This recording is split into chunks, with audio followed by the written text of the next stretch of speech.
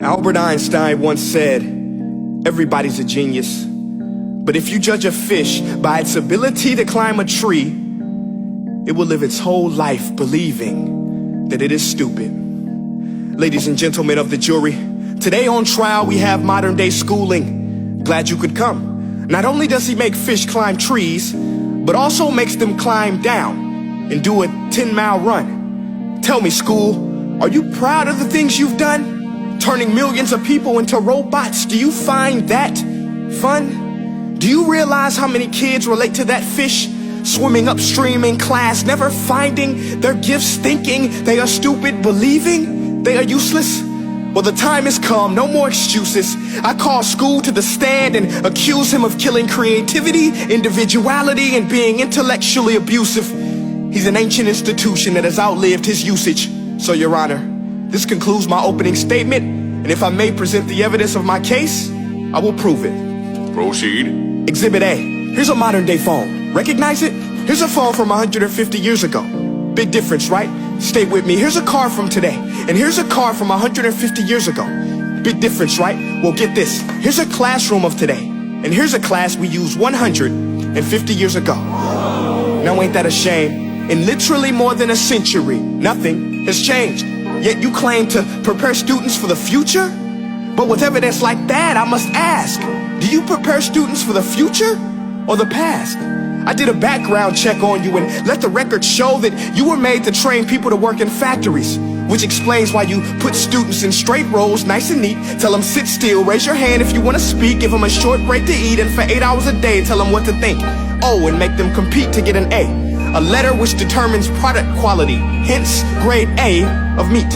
I get it. Back then, times were different. We all have a past. I myself am no Gandhi. But today, we don't need to make robot zombies. The world has progressed. And now we need people who think creatively, innovatively, critically, independently, with the ability to connect. See, every scientist will tell you that no two brains are the same. And every parent with 2 or more children will confirm that claim. So please explain why you treat students like cookie cutter frames or snapback hats, giving them this one-size-fits-all crap. Watch your language. Sorry, Your Honor, but if a doctor prescribed the exact same medicine to all of his patients, the results will be tragic. So many people will get sick, yet when it comes to school, this is exactly what happens. This educational malpractice, where one teacher stands in front of 20 kids, each one having different strengths, different needs, different gifts, different dreams, and you teach the same thing the same way? That's horrific. Ladies and gentlemen, the defendant should not be acquitted. This may be one of the worst criminal offenses ever to be committed. And let's mention the way you treat your employees. Objection. Overruled. I want to hear this. It's a shame. I mean, teachers have the most important job on the planet, yet they're underpaid? No wonder so many students are short-changed.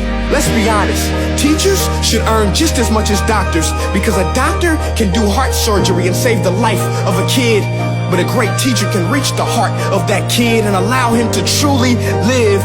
See, teachers are heroes that often get blamed, but they're not the problem.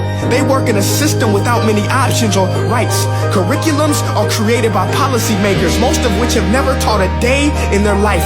Just obsessed with standardized tests. They think bubbling in a multiple choice question will determine success. That's outlandish. In fact, these tests are too crude to be used and should be abandoned, but don't take my word for it. Take Frederick J. Kelly, the man who invented standardized testing, who said, and I quote, "These tests are too crude to be used and should be abandoned." Ladies and gentlemen of the jury, if we continue down this road, the results will be lethal. I don't have much faith in school, but I do have faith in people. And if we can customize healthcare, cars, and Facebook pages, then it is our duty to do the same for education, to upgrade it, change it, do away with school spirit, because that's useless. Unless we're working to bring the spirit out of each and every student, that should be our task. No more Common Core. Instead, let's reach the core of every heart in every class. Sure, math is important, but no more than art or dance. Let's give every gift an equal chance. I know this sounds like a dream, but countries like Finland are doing impressive things. They have shorter school days, teachers make a decent wage, homework is non-existent, and they focus on collaboration instead of competition. But here's the kicker, boys and girls. Their educational system outperforms every other country in the world. Other places like Singapore are succeeding rapidly. Schools like Montessori, programs like Khan Academy, there is no single solution. But let's get moving, because while students may be 20% of our population, they are 100% of our future. So let's attend to their dreams, and there's no telling what we can achieve. This is a world in which I believe, a world where fish are no longer forced to climb trees. I'll rest my case.